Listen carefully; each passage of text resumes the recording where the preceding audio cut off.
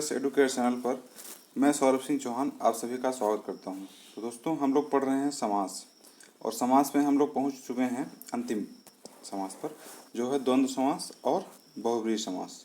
ठीक है, आज द्वंद्व समास को हम अच्छे से पढ़ेंगे। इसमें द्वंद्व समास में इतरेतर द्वंद्व, समाहार द्वंद्व और वैकल्पिक द्वंद्व, इसको समझेंगे कैसे द्वंद्व समास में इसका उपयोग किया जाता है, कैसे इसका विग्रह किया जाता है। तो हमने पढ़ा समास में क्या क्या पढ़ लिया है। हमने सबसे पहला समास पढ़ा है अव्ययीभाव समास, फिर हमने पढ़ा है तत्पुरुष समास। तत्पुरुष समास में हमने लुप्त कारक चिन्ह तत्पुरुष पढ़ा है ना, अलुप्त तत्पुरुष पढ़ा, नए तत्पुरुष पढ़ा, लुप्त पद तत्पुरुष पढ़ा है ना, द्विक तत्पुरुष पढ़ा, और क्या पढ़ा, और हमने पढ़ा है कर्मधारय समास। आज जो हमारा है ये है द्वंद्व समास और बहुब्रीहि समास। तो चलिए शुरू करते हैं। देखिए, द्वंद्व समास में क्या होता है, दोनों ही शब्दों की प्रधानता रहती है। मतलब कि द्वंद्व सबसे इजी तो ऐसे ही द्वंद्व समास है। इजी तो सरल सारे के सारे हैं, लेकिन सबसे सरल जो है द्वंद्व समास है। पहचानने में बड़ी आसानी होती है। लेकिन अगर हम इसको भेद में जाएं, द्वंद्व समास के भेद में, तो इतरेतर द्वंद्व, समाहार द्वंद्व और वैकल्पिक द्वंद्व या विकल्पक द्वंद्व, ये तीन द्वंद्व होते हैं।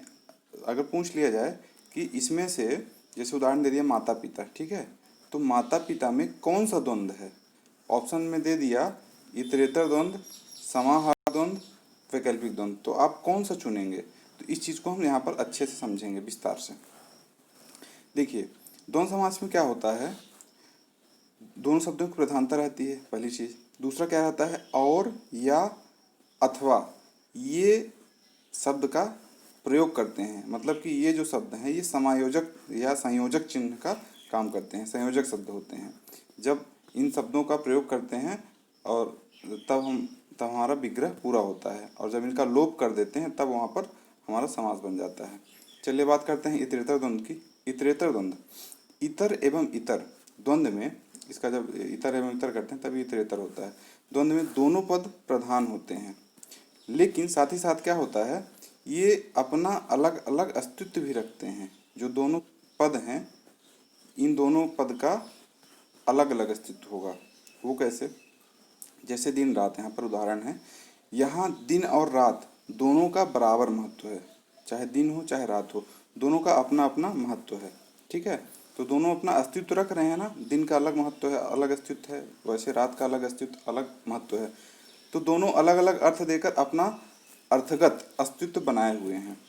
अब विग्रह करने पर क्या होता है, और, तथा, एवं, ये संयोजक शब्द इस्तेमाल किए जाते हैं। किसमें, इतरेतर द्वंद्व में।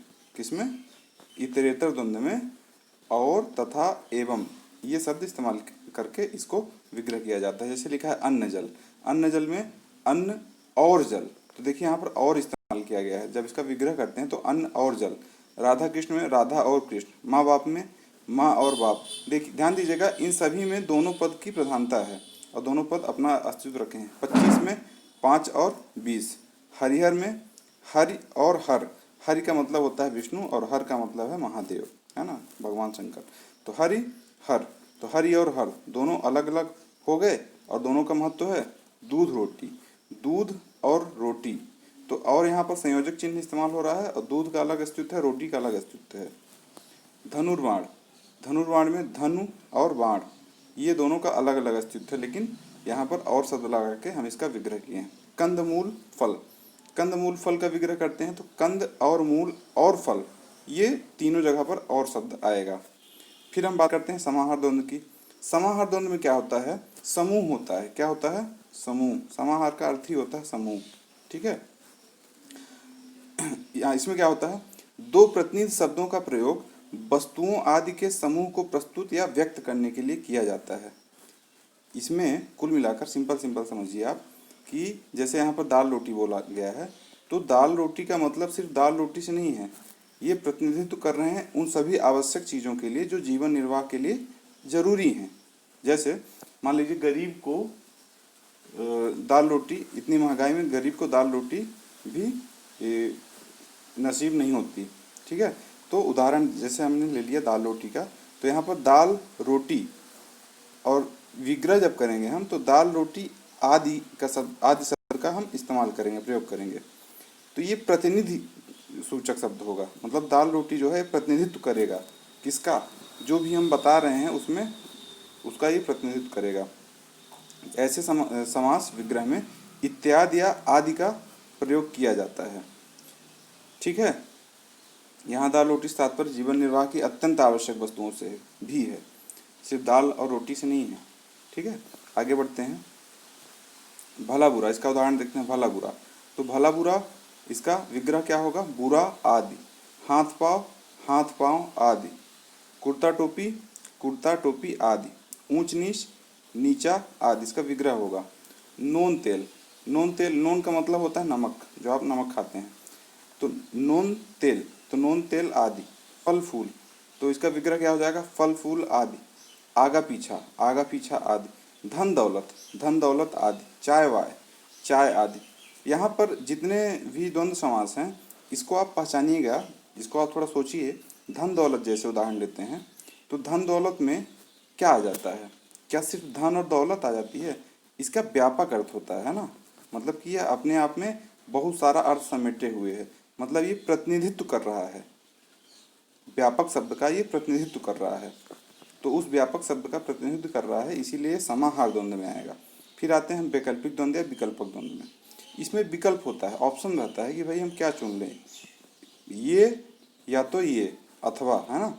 इसमें क्या होता है, जिस समास में दो शब्दों के बीच या अथवा आदि विकल्प सूचक अव्यय का लोप हो जाता है, या फिर ये कहें कि इनका जब विग्रह करते समय इनका पुनः से उपयोग करते हैं, या अथवा शब्द का पुनः से प्रयोग करते हैं, तो ऐसे शब्द क्या होंगे, वो ऐसे शब्द आएंगे विकल्पिक द्वंद्व में।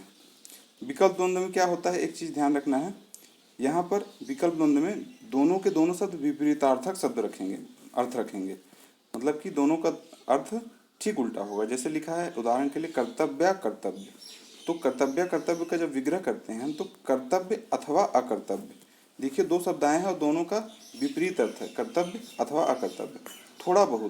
थोड़ा और बहुत दोनों में देखिए ठीक विपरीत कॉन्ट्रेरी है ना, विपरीत अर्थ रख रहा है, तो थोड़ा या बहुत या अथवा बहुत, है ना।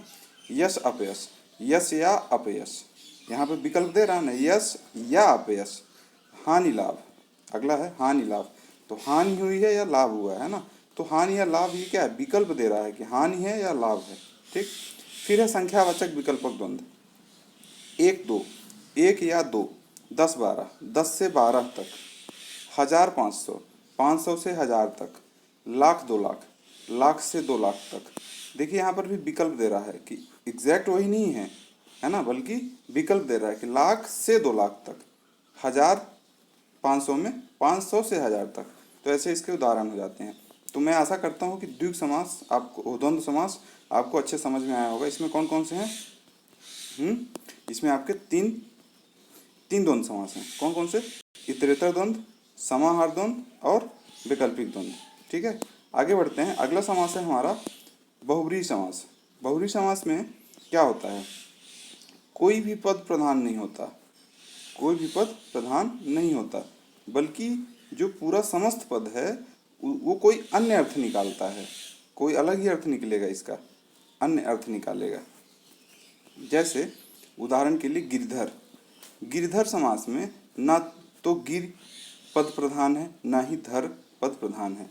गिर का मतलब होता है पहाड़, धर का मतलब होता है धारण करने वाला, है ना, धारण करने वाला। ठीक है, तो यहाँ पर गिरधर में पूरे पद का अर्थ क्या निकलता है, गिरधर कौन है, कृष्ण, जो गिर को, गोवर्धन पर्वत को धारण करते हैं, तो गिरधर कौन हुआ, भगवान श्री कृष्ण हुए। तो एक अन्य अर्थ निकाल रहा है ना, कोई तीसरा व्यक्ति निकल कर आ रहा है, तीसरा शब्द ही निकल कर आ रहा है। एक चीज और ध्यान रखना है, रूढ़ शब्द भी विशिष्ट अर्थ रखते हैं। रूढ़ शब्द क्या होते हैं, रूढ़ शब्द ऐसे शब्द होते हैं जो परंपरागत रूप से हमेशा से इस्तेमाल किए जा रहे हैं और उसका अर्थ एक ही अर्थ निकाला। जैसे मान लीजिए बोला जाता है हनुमान, ठीक, तो हनुमान अगर बोला गया तो हम यही समझेंगे कि भगवान बजरंगबली या हनुमान जी हैं, है ना। युधिष्ठिर बोला गया तो हमारे दिमाग में सबसे पहले कौन सी तस्वीर आती है, युधिष्ठिर का मतलब वो जो 5 भाइयों पांडवों में सबसे बड़े थे युधिष्ठिर, जो युद्ध में स्थिर रहते हैं उसे बोलते हैं युधिष्ठिर, जो युद्ध में स्थिर हो, उसे कहते हैं युधिष्ठिर। दसमुख, दसमुख जब बोला जाएगा तो आपके मन में क्या आएगा? तीसरा व्यक्ति आएगा। कौन? रावण आएगा, है ना। उस, उसका अर्थ क्या निकलेगा? रावण। हरिजन, देखिए हरिजन ये दो शब्दों से मिलकर बना है, हरि और जन। हरिजन का मतलब, हरि मतलब होता है ईश्वर, जन मतलब लोग, मतलब कि ईश्वर के लोग। लेकिन गांधी जी ने, आपको आपने पढ़ा होगा या सुना होगा कि गांधी जी ने हरिजन शब्द का प्रयोग आदिवासी वर्ग, जो दलित है, पिछड़े वर्ग हैं, उनके लिए प्रयोग किया था। क्यों प्रयोग किया था? सामाजिक न्याय दिलाने के लिए। तो सामाजिक न्याय दिलाने के लिए उन्होंने हरिजन शब्द का प्रयोग किया। तो यहाँ पर क्या हो रहा है, जो हरिजन शब्द है, दसमुख शब्द है, युधिष्ठिर शब्द है, जलज है, त्रिनेत्र षडानन है, ऐसे शब्द रूढ़ शब्द हैं जिनका प्रयोग एक जब किया जा रहा है तो अब नया अर्थ निकल रहा है ना, वो हो जाएंगे बहुव्रीहि समास में ही। ठीक, फिर है इसका विग्रह कैसे करते हैं हम। विग्रह करते समय उसका शाब्दिक अर्थ, विग्रह तो करना ही होता है, लेकिन इसमें क्या होता है विग्रह करते समय, जब विग्रह करते हैं तो उसका शाब्दिक विग्रह तो करना ही होता है, साथ ही साथ जो समास का विशेष रूढ़ अर्थ भी बताना होता है। जैसे दसमुख है तो 10 मुख है जिसके, अर्थात रावण। अब मैं यहाँ पर कुछ उदाहरण ले रहा हूँ, जैसे इंद्र है, इंद्र का उदाहरण लेता हूँ। तो देवराज, देवराज वह जो देवों का राजा है, इसका विग्रह हो जाएगा अर्थात इंद्र। ये आपको लिखना पड़ेगा। जैसे देवराज कहा गया कि देवराज का विग्रह समास कौन सा समास है, इसका विग्रह करिए। तो देवराज वह जो देवों का राजा है इंद्र, फिर लिखेंगे आप क्या? बहुव्रीहि समास, मतलब कि तीसरा अर्थ निकल रहा है। सची पति, वह जो सची का पति है। सची कौन? इंद्र की पत्नी का नाम था सची। सहस्त्राक्ष, अच्छी मतलब होता है आंख, और सहस्त्र मतलब होता है हजार। वह जिसके सहस्त्र अक्षी हैं, जिसके हजारों आंखें हैं, कौन है? इंद्र है। ठीक है। ऐसे कृष्ण का पीताम्बर, वह जिसके पीत अंबर हैं, अंबर मतलब होता है वस्त्र, पीत मतलब पीला, वह जो पीला वस्त्र धारण किए हुए, कौन? भगवान श्री कृष्ण। मुरारी, वह जो मुर के अरि हैं, मुर एक राक्षस का नाम है, अरि मतलब होता है शत्रु। यहाँ पर देखिए आपका पर्यायवाची शब्द, पर्यायवाची शब्द जितना ज़्यादा आपसे बनता रहेगा उतना ज़्यादा अच्छे से इसका विग्रह कर पाएंगे। वह जो मुर, मुर मतलब राक्षस का नाम है, आरी मतलब होता है शत्रु, तो वह जो मुर के आरी हैं। गिरधर, वह जो गिर को धारण करने वाले हैं। ठीक है। घनश्याम, वह जो श्याम वर्ण के हैं, श्याम वर्ण का मतलब जिनका रंग काला है, जो सांवले रंग के हैं, तो वो हो गए घनश्याम, मतलब कि भगवान श्री कृष्ण। नंद नंदन, वह जो नंद का नंदन है, नंदन मतलब पुत्र, नंद और यशोदा इनके पुत्र कहे जाते हैं, है ना। तो नंद के नंदन कौन? कृष्ण। कामदेव, अनंग बिना अंग का, कौन? कामदेव। रतिकांत, वह जो रति का कांत है, कांत मतलब पति। ठीक है, ये पर्यायवाची भी तैयार हो गया आपका। वह जो रति का कांत है, ये इसका अर्थ क्या हो जाएगा? तीसरा अर्थ निकल रहा है कामदेव। मनोज, मनोज वह जो मन में जन्म लेता है, अर्थात कौन? कामदेव। ठीक है। सरस्वती, वाग्देवी, वह जो वाक, वाक मतलब भाषा, भाषा की देवी है, वाणी की देवी है। पद्मासना, वह जो पद्म के आसन वाली है, पद्म मतलब होता है कमल, जो कमल के आसन पर बैठती है, कौन बैठती है? देवी सरस्वती। वीणा पाणी, वह जिसके पाणी, पाणी मतलब होता है हाथ में वीणा है। तो इस तरह से आपका ये अलग ही अर्थ निकाल रहा है। अब भगवान श्री कृष्ण के लिए हो जाएगा, वो भगवान शिव शंकर के लिए जैसे हो जाता है आपका त्रिलोचन। ठीक है, 3 नेत्र वाले, है ना, कौन? भगवान शिव। शूलपाणी, जिसके हाथ में त्रिशूल है। महेश्वर, पशुपति, पशुओं का पति, स्वामी, महान है जो ईश्वर, महेश्वर। ठीक है। तो ये इसके कई सारे उदाहरण हैं, यहाँ पर मैं कुछ ही उदाहरण यहाँ पर लिया हूँ। जैसे एक और कपीश्वर, कपीश्वर कौन? वह जो कपियों, कपियों का मतलब, कपि मतलब होता है वानर, बंदर, वह जो कपियों के ईश्वर हैं, अर्थात हनुमान।